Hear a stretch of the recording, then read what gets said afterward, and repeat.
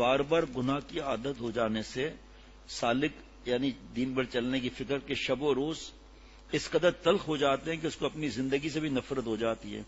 اگر شیخ سے رابطہ نہ کرے تو مایوسی میں بڑے بڑے غلط کام بھی آدمی کر لیتا ہے، خودکشی تک کر لیتا ہے. اور زمین باوجود اپنی وسعت کی اس پر تنگ معلوم ہوتی ہے، کیونکہ ہر گناہ پر یہ 100 جان سے روتا ہے. اور اس کو حیا بھی معلوم ہوتی ہے کہ میں کس قدر نالائق اور بے غیرت ہوں کہ مسلسل نافرمانیوں میں مبتلا ہوں. اور مایوس ہو کر کہتا ہے حیا طاری ہے تیرے سامنے میں کس طرح ہوں. اللہ آپ کو میں ناراض کرتا ہوں. حیا طاری ہے تیرے سامنے میں کس طرح ہوں، نہ ہوں تو دل مسترق پر لے کر کہاں جاؤں. کہاں جاؤں؟ اللہ کا ایک ہی تو ہے نا اللہ. نیکوں کی بھی اللہ ہے، گناہ گاروں کی بھی اللہ ہے. اس میں شک نہیں کہ ہمارے گناہ خواہ کتنے عظیم تر ہوں، مگر حق تعالیٰ کی عظمت اور وسعت رحمت کے سامنے وہ حقیر اور قلیل ہیں. معرومی رحمۃ اللہ علیہ فرماتے ہیں اے عظیم عظمہ گناہ نے عظیم تو توانی اف کردن در حریم. اے اللہ آپ اتنے بڑے ہیں، اتنے بڑے ہیں، میرے گناہوں سے پتہ نہیں کتنا گناہ زیادہ بڑے ہیں. خانہ کعبہ میں گناہ کبیرہ بھی ہو جائے آپ اس کو معاف کرنے پر قدرت رکھتے ہیں. یہ جو کھڑا پہاڑ ہے سر پر میرے گناہ کا، سبحان اللہ، یہ جو کھڑا پہاڑ ہے سر پر میرے گناہ کا، جو میری مدد کریں ہے میری ایک آہ کا. اشعار بھی حضرت کے دیکھو آپ، مایوسی ختم. یہ جو کھڑا پہاڑ ہے سر پہ میرے گناہ کا، وہ جو میری مدد کریں ہے میری ایک آہ کا. لہذا مایوسی کو تو کسی حالت میں بھی قریب نہ آنے دینا چاہیے، اگرچہ آخری سانس تک تزکیہ کامل نہ ہو سکے، لیکن مجاہدہ تمام عمر لازم ہے. نہ چت کر سکے نفس کے پہلواں کو، نہ چت کر سکے نفس کے پہلواں کو، تو یوں ہاتھ پاؤں بھی ڈھیلے نہ ڈالے. ارے اس سے کشتی تو ہے عمر بھر کی، کبھی وہ دبا لے کبھی تو دبا لے. پہلے تو کیا آگے آخر میں تو دبا لے، آخر میں انشاءاللہ ہم ہی دبائیں گے. ضروری تنبیہ، توبہ کے سہارے پر کسی گناہ میں ہمیشہ مبتلا رہنا اگرچہ استغفار سے تلافی بھی مسلسل کرتا رہے، اس میں خطرناک پہلو بھی ہے. وہ یہ کہ توبہ کی توفیق اپنے اختیار میں نہیں. دیکھیں نوکریاں کرتے ہیں وہاں لڑکیاں ہیں، لیکن شیخ کو بتاتے ہی نہیں کہ میں بد نظری کرتا ہوں. اور ایسے پیارے ہیں، ایک شخص نے بتایا میں بھی کچھ دن پہلے باہر ملک میں گیا تھا، اتنی بد نظریاں ہوئی کہ بس کیا بتاؤں. بھائی تو لکھو آپ. اب دیکھیں نا، ہم تو یہ نیت کرتے ہیں کہ سامنے والا کسی گناہ میں بھی نہیں ہے، زبان کی 20 گناہ بھی نہیں ہے اس کے اندر، نظر کی بھی حفاظت ہے، دل کی بھی حفاظت ہے، تقویٰ سے رہتا ہے، اصلاح کس بات کی. اور جس کو فکر ہے وہ یہ بتا رہے اتنی بد نظریاں بھی پوچھو مت. ایک تمہارے دوست کسی ملک میں، وہاں سے دبئی آ گئے، ابو ظہبی آ گئے، مجبوری ان کا شرعی عذر ہے، مسئلہ ہے ان کا. تو انہوں نے روتے ہوئے بتایا کہ 1 مہینہ مسقط میں تھا، کوئی بد نظری اتنی نہیں ہوئی جتنی 2 دن میں ابو ظہبی میں بد نظری ہوئی ہے. بتا دیا نا. شیخ دعا بھی کرے گا، ترتیب بھی بتائے گا. ابھی باہر ملک میں ایک صاحب، شادی شدہ بچے، بار بار جوانی برباد کرنا اور بار بار سمجھانا، بار بار فون. میں نے کہا یار آپ فون کرتے تو بات تو نہیں مانتے آپ کہ نفل پڑھانے ہیں، اتنا پیسہ دو کہ تمہارے دل پر اس کی تکلیف ہو، روزے رکھو. اچھا گرمیاں زیادہ ہیں روزے رکھو، تو آپ کی مرضی ہے نہ رکھو. ہم نے تو آپ کو پرسکرپشن لکھ کر دے دی نا، اب آپ کی مرضی ہے. بھائی ڈاکٹر نے پرسکرپشن لکھ کر دے دی، 8 گھنٹے پر کھانا ہے کیپسول اینٹی بایوٹک، 1 کیپسول روزانہ طاقت کا لینا ہے. اب مرچوں والا کھانا نہیں کھانا ہے، وہ تو کر رہا ہے، اینٹی بایوٹک تو کھا ہی نہیں رہا. تو شیخ کا، ڈاکٹر کا قصور ہے یا مریض کا قصور ہے یا شیخ کا قصور ہے؟ شکلیں بہترین چمک والی، ایسی چمک کہ پوچھو مت، تو بیوی کو مارتا ہے. تو روزے میں نے رکھوائے 5، دوسرے روزے پر حالت خراب ہو گئی. میں نے کہا بھائی آپ کی مرضی ہے نہ رکھو تیسرا روزہ. چوتھے روزے کو فون کیا کہ میں سحری کھانا بھول گیا تھا. میں نے کہا بغیر سحری کے رکھ لیتے روزہ تاکہ اور نفس پہ چور ہوتا. کہا باقی روزے نہیں رکھوں نا. میں نے کس نے کہا باقی روزے نہیں رکھو، 2 نہیں اب 3 روزے اور رکھو. گئے میں نے کہا کیا مرضی ہے آپ کی. کل پرسوں فون تھا کہ آواز صحیح ہو گئی بالکل. میں نے اب اگر آپ نے بد نظری کی 10 روزے رکھواؤں گا. حضرت تھانوی نے فرمایا خواجہ صاحب آپ کی نظر کی حفاظت صحیح نہیں ہو رہی ہے، میں آپ سے کل سے بات بند کر دوں گا. یہ ہے شیخ کی محبت. لرز گئے.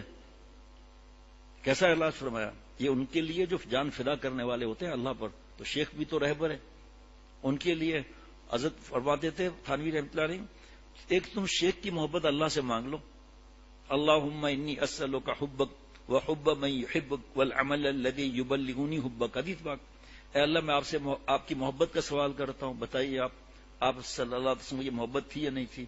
اے اللہ ان کی محبت مانگتا ہوں جو آپ سے محبت کرتے ہیں، اللہ والوں کی محبت مراد نبوت دعائے نبوت ہے، اور اے اللہ ان اعمال کی محبت مانگتا ہوں جس سے آپ کی محبت مل جائے۔ علامہ سید سلیمان ندوی رحمۃ اللہ علیہ سے کسی نے پوچھا کہ اللہ کی محبت پہلے آخر میں اعمال کی محبت وجہ؟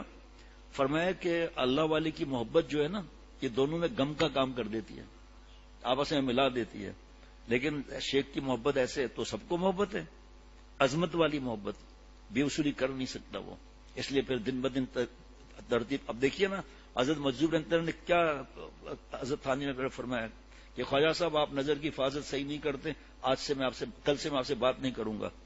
صحیح ہو گیا معاملہ۔ اب یہ سب کے لیے تھوڑی ہے کہ ٹھیک ہے بات کرنا ہے تو کرو، نہیں تو نہیں کرو۔ شیخ اگر کہہ دے کہ میں آپ سے بات نہیں کروں گا تو بات لوگ کہہ دیتے ہیں کہ ہمیں نہیں کہا کہ نہیں کرنا ہے نہیں کرو، بیوی نہیں ہے کیا بات کرنے کے لیے؟ اور یہ جو پراٹھے اور چائے کے جو شیشے والے کھلے ہوئے، شیشے سے ہم بات کریں گے؟ اب ان کو تھوڑی بات نہیں کہے گا، آنا جانا ہی بند کر دے گا بیچارہ۔ ایسا نہیں کیا جاتا۔ اللہ اللہ، اگر توبہ کرتا ہے گناہ بھی کرتا رہتا ہے، اس میں خطرناک پہلو بھی ہے، وہ یہ کہ توبہ کی توفیق اپنے اختیار میں نہیں، یہ مسلسل جرت، یہ مسلسل ابتلا دلیل ہے ہماری بے فکری اور قلت اہتمام کی، قلت مالک کی محبت کی، جس کی نحوست سے اندیشہ ہے کہ ہم سے توفیق توبہ ہی سلب نہ ہو جائے۔ جناب بتائیے آپ کتنا خطرناک معاملہ۔ مولانا رومی رحمۃ اللہ علیہ فرماتے خبردار، توبہ کے سہارے پر جرم اور گناہ کی جرت اور عادت مت بناؤ کہ چلو اس وقت تو عیش و لذت گناہ سے حاصل کر لیں، پھر جلدی سے توبہ کر کے پناہ حاصل کر لیں گے۔ ارے بیوقوف، توبہ تیرے ہاتھ میں۔ یہ شیطان کی چال تم کو عمر بھر تعالیٰ کی محبت کاملہ، محبت تو ہے محبت کاملہ، اور ولایت خاصہ، ولایت تو ہے ولایت خاصہ سے محروم رکھے گی۔ نیز یہ بھی خطرہ ہے کہ حق تعالیٰ تمہاری ان ہیلوں کے ٹاٹ میں آگ لگا دیں اور تم سے توفیق توبہ نہ سلب فرما لیں۔ حدیث پاک میں کہ حضور صلی اللہ علیہ وسلم جناب کبریا میں عرض کرتے ہیں اللہ تعالیٰ سے، اے اللہ میں پناہ چاہتا ہوں یہ کہ ہم حاصل کریں اپنی جان پر کسی برائی کو، یا اس کو پہنچائیں کسی مسلمان کی طرف، یا کریں ہم کوئی ایسی خطا یا گناہ جس کی آپ مغفرت نہ فرمائیں۔ اتنا ڈرنا چاہیے جناب۔ حضرت معرومی رحمۃ اللہ علیہ اسی کو فرماتے ہیں کہ اس امت میں مسخ بدن کا، جسم کا خراب ہو جانا، چہرہ بگڑ جانا کا عذاب مثل امم سابقہ تو رحمت اللہ عالمین صلی اللہ علیہ وسلم صدقے مرفوع ہے، مگر مسخ قلب کا تباہ ہو جانا کا عذاب اس امت پر بھی ہوتا ہے۔ یعنی مسلسل نافرمانیوں کے نحوست سے اندیشہ ہے کہ ہماری یہ بے فکری رنگ لائے اور قلب یعنی دل کا ذوق سلیم سلب کر لیا جائے، جس کے نتیجے میں معاصی کی نفرت رغبت سے مبدل ہو جائے، جو گناہ کی نفرت ہے نا وہ محبت میں بدل جائے۔ اب بدفعلی کر رہے ہیں کوئی پرواہ نہیں، گناہ ہی نہیں لگتا اب نعوذ باللہ، اور فسق و فجور ہمارا مزاج ثانی بن جائے، مزاج ثانی یعنی ہماری دوسری طبیعت بن جائے کہ گناہ ہوتا رہے کوئی مسئلہ ہی نہیں، الیاذ باللہ۔ اور اس سلب اور اجرا کے سلیم کا نام مسخ دل ہے، کہ دل مسخ ہو جاتا ہے۔ اب دیکھیں نا لڑکوں کے اس کے بارے میں توبہ کا مضمون کتنا پیارا ہے، ساتھ میں یہ بھی بتا دیا جناب، بس خبردار توبہ کے سہارے پر بے فکر ہو کر گناہوں کی عادت نہ ڈالنا، کیونکہ استغفار کا دوام ہمارے ہاتھ میں نہیں ہے۔ توبہ کی غذا کا ذوق ہر سرمست کا حصہ نہیں۔ تشریح بالا سے یہ بات معلوم ہوگی کہ مسلسل نافرمانیوں کی عادت میں مبتلا رہنے کے باوجود تزکیے اصلاح کا اہتمام نہ کرنا اور ترک معصیت کی تدابیر نہ معلوم کرنا، گناہ کیسے چھوٹیں، دو خطرناک مصیبتوں میں گرفتار ہیں۔ اب وہ دو نام اللہ تعالیٰ کے اس پر عرض کرتا ہوں جو پہلی دفعہ بیان ہو رہا ہے آج کل۔ کتنا مضمون معافی کا ہے، ساتھ ساتھ ڈرا بھی کتنا رہے حضرت والا۔ دیکھو نا ایک آدمی بچوں کو ٹیوشن پڑھا رہا ہے، امرت کے ساتھ لگا ہوا ہے، تو مضمون تو روز امرت کا ہے، 6 سے 8 مہینے ہو گئے بتایا نہیں، اور جب بات ہوئی معافی ہو گئی، معافی مانگ، غلطی ہو گئی، اگر معافی سلب ہو جاتی تو جو ابھی حضرت نے فرمایا حرام مزہ لے رہا ہے اور نیک اور صالح بنا ہوا ہے، اللہ معاف فرمائے۔ جو شروع ہی اس بات پر ہوا کہ جو گناہ کرتا ہے اور اس کو دل میں درد بھی نہ ہو، اس کا کیا معاملہ ہے۔